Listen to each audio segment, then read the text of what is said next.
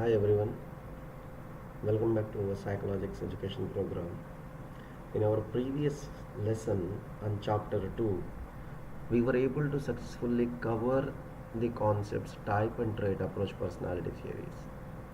Now from today in this lesson actually we are planning to cover the psychoanalysis, humanistic approach, behavioral approach and assessment of personality. So in this competency based questions and answers series, let's begin with the first concept is the psychoanalytical theory of personality. As we know that psychoanalysis is a movement basically originated because of due to the work done by Sigmund Freud. You can look into this area. It's basically a Freudian movement. It's a Freudian movement.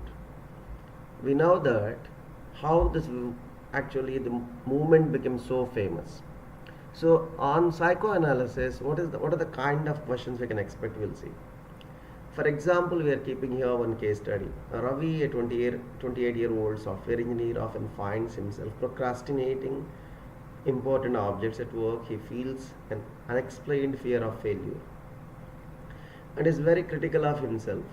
His colleagues notice that he sometimes loses his temper over minor mistakes, especially when others point out flaws in his work. Ravi remembers little of his childhood, but his parents describe him as a child who was overly attached to his mother and often quarreled with his father, strict father. Okay. How would Freud's structural model explain Ravi's behavior? You see, the structure of personality. According to Sigmund Freud, the structure of personality is basically id, ego, and superego. Id is animalistic drives, desires, impulses, motives. Ego is the reality, whereas the superego is the moral aspect of an individual. So let's understand on the basis of this case. In this case, it is Ravi's fear of failure. See, the Ravi's fear of failure, which may be a link to unconscious desires for success, recognition, or approval. Most of the unconscious drives, desires, and impulses all are kept in the id.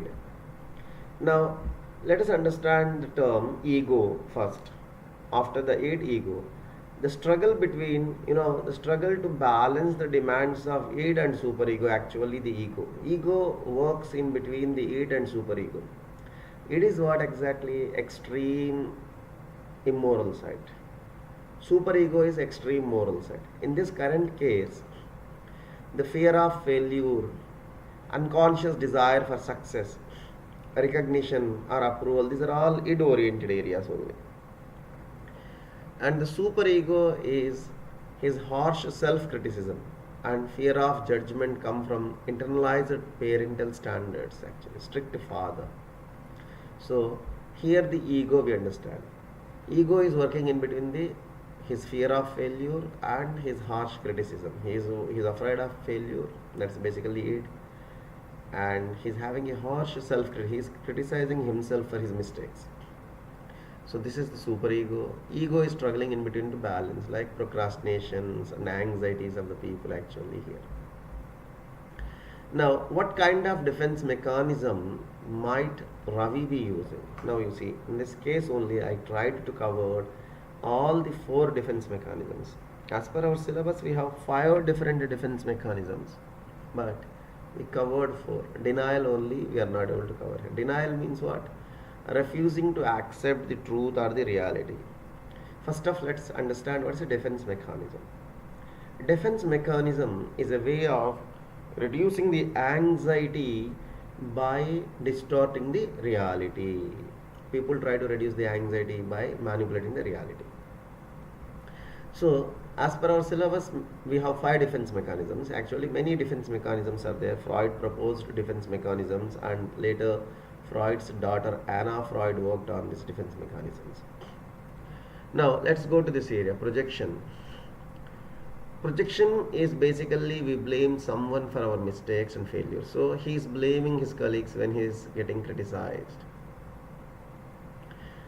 The second one, rationalization. What is rationalization? Unreasonable things look like reasonable. Justifying procrastination as waiting for the right mood, you see.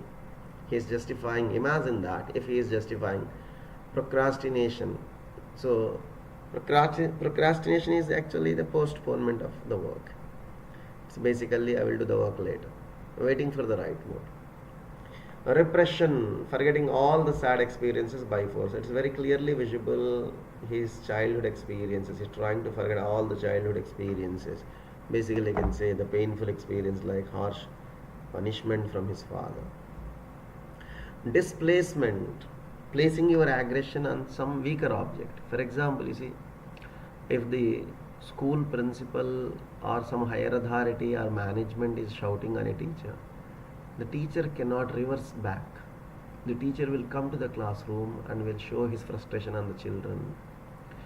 Imagine if the person who is working in a company got some problem from the higher authority. When he comes to home, he shows his frustration on someone. Anger towards colleagues instead of his parents or authority. So you see the defense mechanisms, how we covered in this case. How might, so generally speaking to you, you will not have all these questions. You will get only a 1 mark question and 2 mark question. So any one question may get created like this kind of case studies. Many different forms are there. How might childhood experiences have shaped his current personality? Yes. According to Sigmund Freud, first 5 years of life is very important. Freud very clearly stated the first 5 years of life is very important in the balanced personality development. So you can see here, over attachment to mother is leading to dependency and insecurity. Yes. If a child is having over attachment to the mother, that will lead to dependency and insecurity. Strict father, in this case, harsh internal superego, fear of criticism, you see.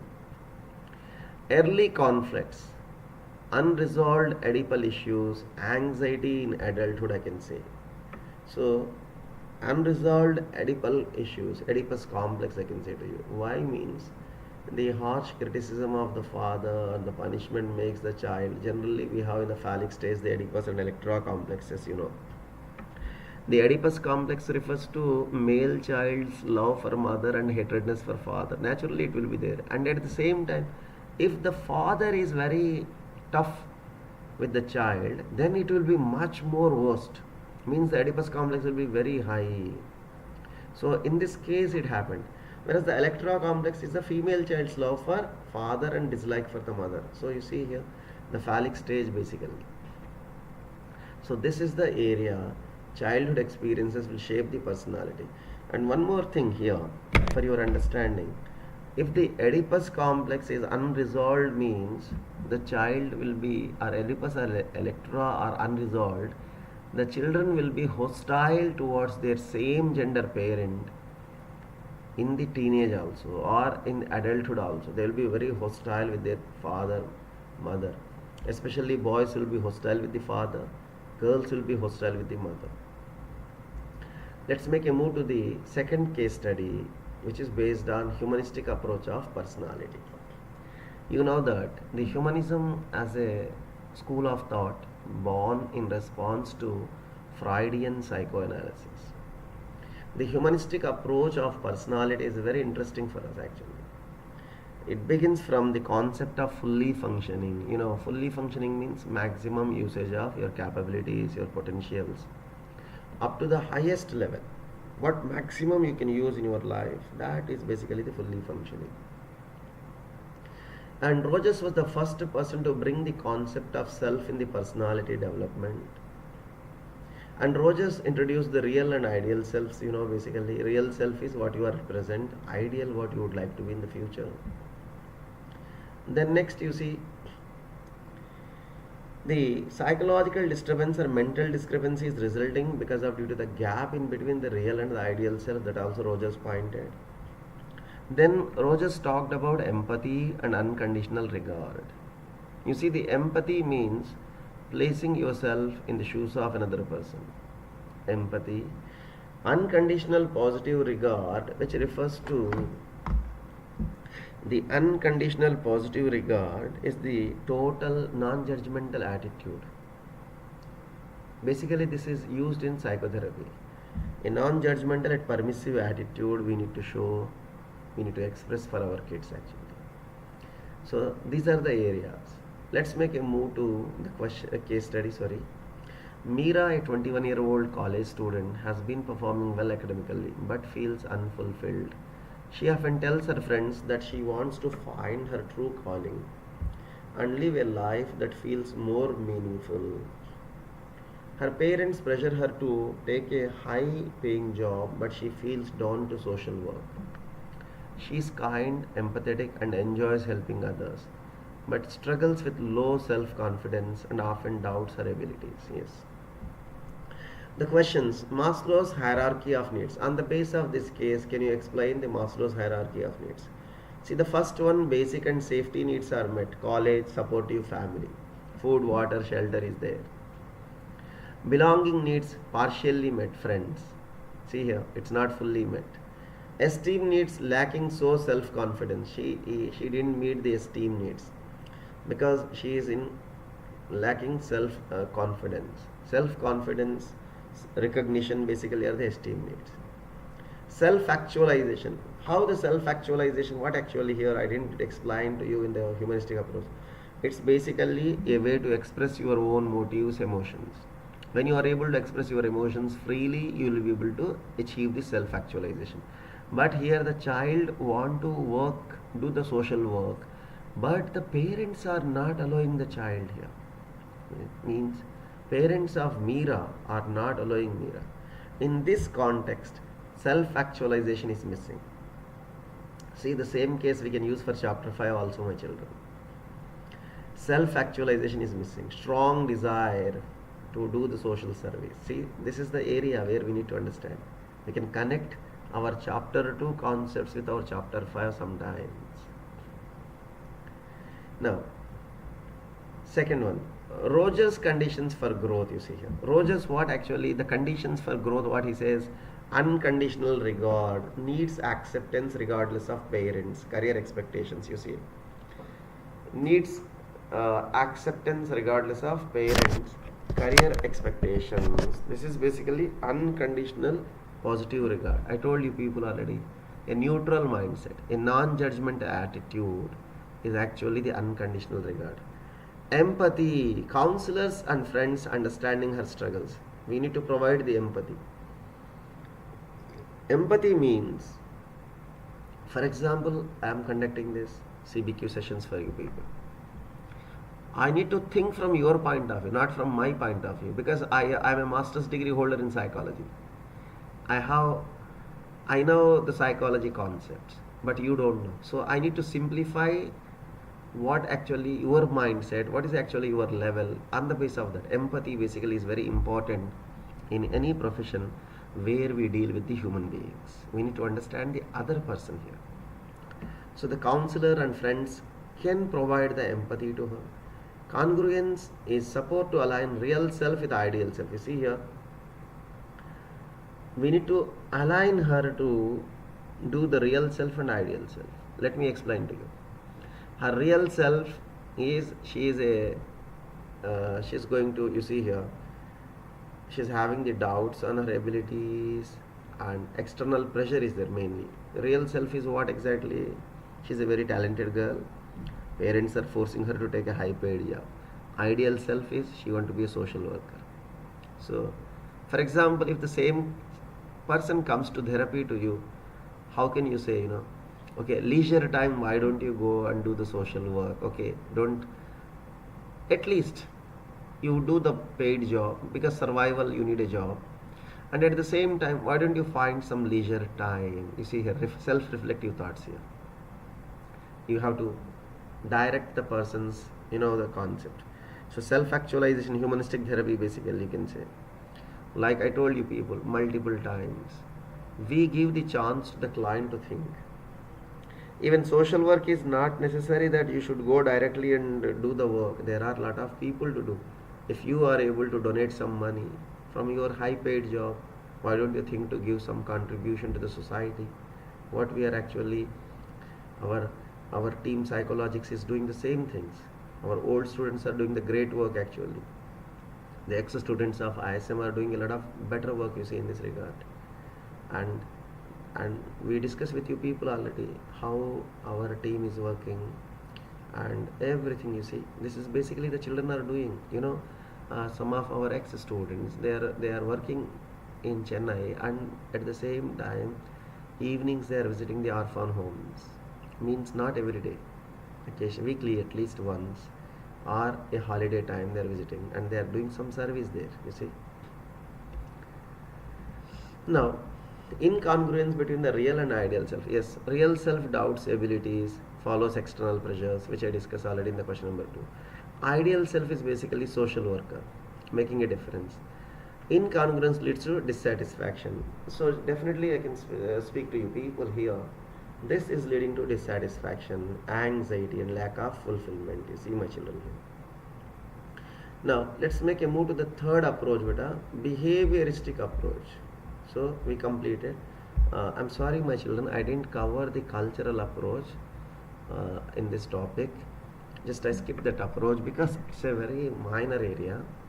So behavioristic approach, I took one case, Skinner and Watson. See, Watson is actually chief proponent of behaviorism, but Skinner, we are keeping Skinner first, you see.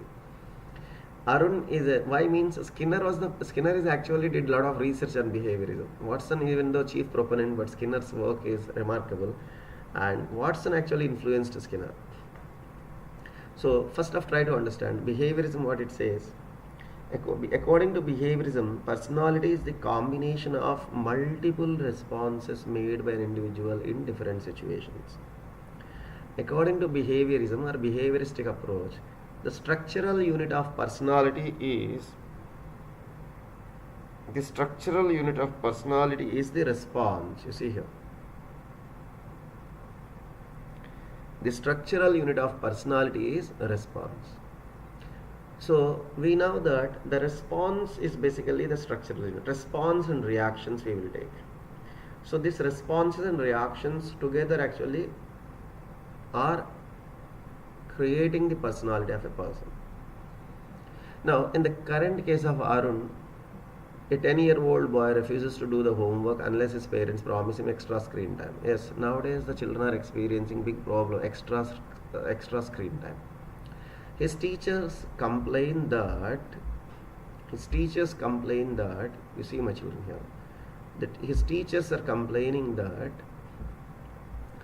he disrupts the class to gain attention. Attention seeking behavior is at home. If he throws a tantrum, his parents often give in to avoid conflict.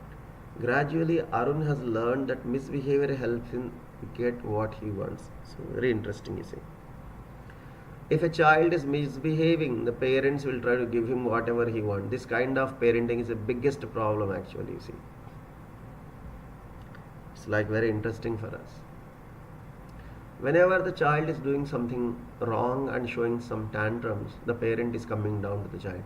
So the child is learning here. Means faulty conditioning, faulty association, see here, faulty reinforcement. All the three are here. Now, explain operant on the basis of operant condition. Arun's misbehavior is reinforced by rewards, screen time, attention. When he is making severe tantrum, mother and father are coming and giving the mobile and sorry, please try to do whatever you want. See, learned the tantrums, getting what he wants. Now the child realized that if I misbehave, I will get what I need. Khalas. This is like the finish. Topic is over. The child learned this behavior. So in the class, in the school also, the child is behaving in the same way. See here. What actually happening here? Operant condition, faulty associations, faulty conditioning, big problem created by the parent. Many times the parents will do this mistake. His study habits shaped by reinforcement history, not inner motives. Every time you study, you do this work, I will give this. You see here, there is no inner motive, there is no intrinsic motivation. Rather than here you see, accepting the child's tantrum, the parent would have given a moral lecture or make the child to understand. They didn't try anything here, you see. Now, what are the types of reinforcement or punishment? You see, positive reinforcement, extra screen time to complete the homework is a positive reinforcement. Negative reinforcement, parents remove conflict by giving into tantrums. You see, parents don't want to have an argument with him, so they are going. This is the negative reinforcement. And the positive punishment, teacher scolding. It's basically scolding is basically punishment. Negative punishment could be removal of the privileges if applied. So these two are actually you need to think in this area. These two are higher order level. So these two are not in your syllabus. But you know the main thing here why I kept this here. Punishment and reinforcement both are two different terms. Punishment is not actually the reinforcement. Teacher is a scolding. When you shout, when you scream something, that's not going to change the behavior. Reinforcement will bring the change. Now, how can you explain on the basis of classical conditioning? My children, why I kept these questions, you see. In the chapter 2, in the behavioristic approach, there is a word actually.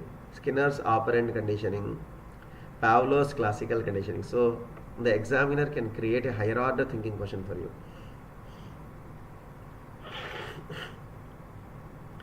Role of classical conditioning, if you see here, a school associated with boredom or punishment. Negative emotional response actually. Look into this area. Screen time basically associated with pleasure. Strong preference. The child is feeling very happy with the screen time. So it's a strong preference of the child here. Associated, you see, association. Classical conditioning is basically associations, connections actually. School is associated with boredom and punishment. So negative emotional response is there here. What is the behavior modification plan? See, behavior therapy it is actually. How will you modify this behavior? Through the positive reinforcement like praising, token economy, reward for completing the work, you see. Praise is actually the positive reinforcement. Giving a token or token economy, rewarding for completing the homework without tantrums. Use negative punishment, remove the screen time if he misbehaves. If he is misbehaving, remove the screen time. This is like a negative punishment, or you can use the same word as negative reinforcement. Apply consistent consequences. Parents must not give in. Encourage shaping reward. Encourage shaping reward. Small improvement in study habits. You see, for every minor improvement, we are going to give a reward. This is basically called learning by observing only, and we will give the reward for every minor improvement. You see, it's like the vicarious learning. Now let's make a move to these questions. Okay, now I selected the 3 case studies on this area. Now these are the questions basically I made it on the base of this topic for you people to make you much better and clear to understand. Now the assessment of personality I selected here. Let me just change the line spacing and we'll proceed, my children.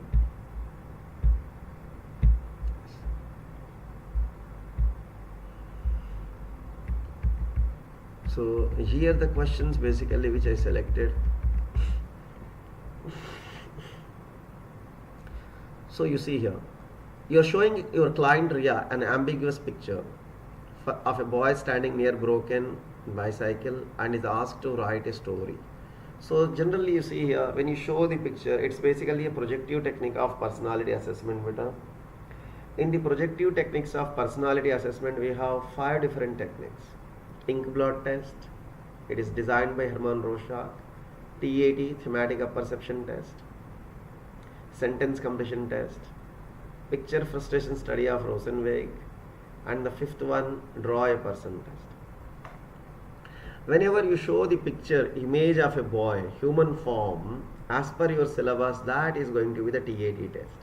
It allows the psychologist to study Ria's underlying motives, emotions. The child Ria will narrate a story after seeing this picture. And you know that TAT is a test actually developed by Henry Murray and Morgan. The total number of cards in TAT are 30 plus 1. First set of 10 cards are common for men and women. Remaining 20 cards 10 cards separate for men, 10 cards separate for women. +1 is a blank card actually. Here we have the human images and the client will narrate a story. The client will tell a story. On the base of the narrated stories, all the 20 stories, we are going to analyze the personality of the client.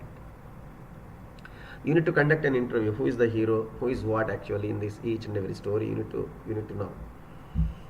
So this is the TAT. And Indian version of TAT is developed actually because TAT is a culture based one. So Indian psychologist Dr. Uma Chowdhury standardized the TAT version. When you go to the projective techniques, Rorschach ink blot test, we have 10 ink blot cards. 5 are in black and white, 2 are in red color, 3 are in pastel colors. Each ink blot is printed on a size of 7" into 10" size card. And this test will be conducted in 2 phases, performance proper, inquiry proper. In performance, the counselor or the therapist will display the card and will record the answer. In inquiry, we will ask the questions about their responses actually. That is the TAT. So, sorry, that is the RI video, Rorschach ink blot test. I'm sorry, my children. We have the another variety of projective techniques also. Here I selected one more question for you. During career counseling, the counselor asks Aman to complete sentences. So it is a sentence completion test. You see, my greatest fear is, I feel guilty when, my father is, the best thing about my mother. Incomplete sentences we are going to keep it. This is a sentence completion test, a type of projective technique which helps to identify the hidden concerns, anxieties, personality traits that he may not openly express. It's useful because responses are spontaneous and less likely to be manipulated. You see how the child is going to fill those incomplete sentences. It's a very easy one. So we covered the TAT and I explained to you Rorschach test and sentence completion. Now the fourth one is in the projective techniques. I didn't make any case for this. Now the fourth one is picture frustration study, Rosenwegs. In this we use the cartoon pictures. You know, the total number of cartoon pictures we are using here are 24. 24 is not mentioned in your textbook, but it is there. 24 cards are there. What is the basic content of these cards? One cartoon is frustrating the another cartoon. So we will administrate these cartoon pictures to subjects and we will see whether the focus of the subject is on which cartoon and what is the story they are narrating, what is the content of the story. On the basis of that we are going to analyze the personality. This picture frustration study of Rosenweg, Indian version was developed by Parekh. Parekh developed the Indian version. Then the last one, draw a person test. It is basically drawing based one. We will ask this client to draw a human form. Let the client to decide whether to draw male or female. Once the client is making a male image, we will ask the client to make the female image. If the client is making the first female image, then we will go for another male image. So every client will make 2 images. On the basis of the images, we are going to analyze the personality. It's like, you know, first one, graphic emphasis on the neck region, which indicates that the person cannot cut, if the person is suffering with lack of self-control, or the person cannot control his impulses, his motives. Now, second one, omission of facial features. If the person is omitting the facial features, that is indicating that the person is trying to hide some conflicting relationship. The third one, disproportionately large head is indicating the brain disease or brain injury. These are the projective techniques. Now let's make a move to self-report measures. A class teacher wants to assess students' level of introversion, extraversion. She gives them a questionnaire where they must rate statement like I enjoy large group activities on a scale 1 to 5. Which assessment method it is? You see, self-report measures basically the personality inventory. It is. Now you can look into 3 different self-report measures are there. First one, MMPI in our syllabus. Minnesota Multiphasic Personality Inventory developed by Hathaway and McKinley in Minnesota University. The total number of statements are 567 with uh, two options, true or false. Now you look into this area. This MMPI divided into 10 subscales: hysteria, depression, psychopathic deviant, masculinity, femininity, paranoia, psychasthenia, schizophrenia, mania, social introversion. Like this, 10 subscales are there. It's basically a diagnostic inventory. MMPI Indian version was developed by Malik and Joshi of Jodhpur University. So we call it as Jodhpur Multiphasic Personality Inventory. And then we have the Eysenck Personality Questionnaire, which is assessing 32 personality traits of the people in 3 dimensions. We already learned Eysenck's personality theory. I just brief to you. Neuroticism versus emotional stability, extraversion versus introversion, psychoticism versus sociability. These are the areas. Then we have the 16 personality factor questionnaire. 16 personality factor questionnaire is actually the contribution of Raymond V. Cattell. Cattell, on the basis of the 16 source traits, built this questionnaire. There is a 16 traits theory and 16 personality factor questionnaire we are using in America. It's very famous in America for career guidance and vocational counseling for high school level children. So, with this first question of self-report measures, I tried to explain all the 3 different self-report measures to you. A company asks its employees to make standardized personality tests to identify their leadership qualities. Why is the self-report method appropriate? You see here, because self-report measures allow individuals to reflect on their own thoughts, feelings. In self-report, you are reporting about your own feelings, your own motives, your own thoughts. There is no other person is going to write about you. You are writing. Self-reporting basically we used in working environment. What the person is thinking, and then what his supervisor or his immediate boss is thinking also will be recorded here. See, communication style, work preferences, we are going to record it. So all the 3 self-report measures which are in syllabus I covered, but this is the application based question, not the case based question for you. Basically created to know the importance of the self-report measures. Now, a psychologist observes a child in a classroom for 1 week, recording how often the child interrupts the teacher. So which assessment technique is being used here? You see here, behavioral analysis related it is. Observation. Behavioral analysis through observation. Observing the psychological phenomena or behavior as accurately as possible. We have the 2 types of observation in our syllabus: naturalistic and controlled observations. You see. So, child's disruptive behavior in natural setting, it helps identify patterns and triggers for better intervention strategies. We are using the observation. While treating a patient with a phobia, the therapist asks him gradually approach the feared object while measuring heart rate, blood pressure and body movements. Which assessment method we are going to use? Behavioral analysis using physiological measures, we can say, like heart rate. This is out of your syllabus beta, but just I am sharing with you people this question. Observation, interview, rating scales, nomination, situational tests are there for us in our syllabus. So you can look into those areas, my children. This one is not related to your syllabus, but just for higher order purpose I kept for you. We can measure the physiological measures we can use in order to understand these areas. Now, interview, you see my children. Interview is 2 types, structured and unstructured. You studied about interview in a better way in 11th standard, I can say to you. You can have a look into this interview. In March 2020 paper, there is a very critical higher order thinking question.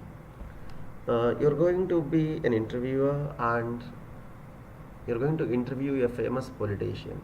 Which method are you going to use? And create the interview pattern. Like, it's basically you're going to use an unstructured interview, opening of the interview, body of the interview and closing of the interview. 3 steps are there in interview, you should know, because sometimes the questions will go, sometimes a little only. On the base of the syllabus, it gives it, it makes you people to think actually how to answer. I'm just looking my collar mic, my children, I'm sorry. Because whether the mic is on or off, that's the reason, nothing. The next area, if you observe, we have the drawbacks associated with the self-report measures, drawbacks associated with the rating scales. Please try to look into this area. Direct questions, my children, in this area. I know many of you are aware about this area, and I have short videos which are made on those drawbacks. I can share with you people. And you can look into nomination is what actually. Nomination basically like with whom you would like to select, with whom you would like to go for shopping, with whom you would like to go for breakfast, with whom you would like to study, with whom you would like to, or with whom you would like to do some better work. These kind of things basically will come into the nomination. On the basis of your nomination, we are going to analyze your personality. And the situational test basically placing the individuals in different situations, and we're trying to assess their personality. Situational stress test is there, you see. We can check the honesty of the people also through the situational test. So these kind of competency based questions basically possible for you people. I hope you understand the case studies and the application based questions. Maybe if possible we will make one more video for assertion reason questions, basically while covering all the first 4 chapters later, my children. Thank you for watching. Stay connected with us. If you like the content, please try to give a thumbs up, give a like, post your comments. Thank you very much. God bless you. Take care.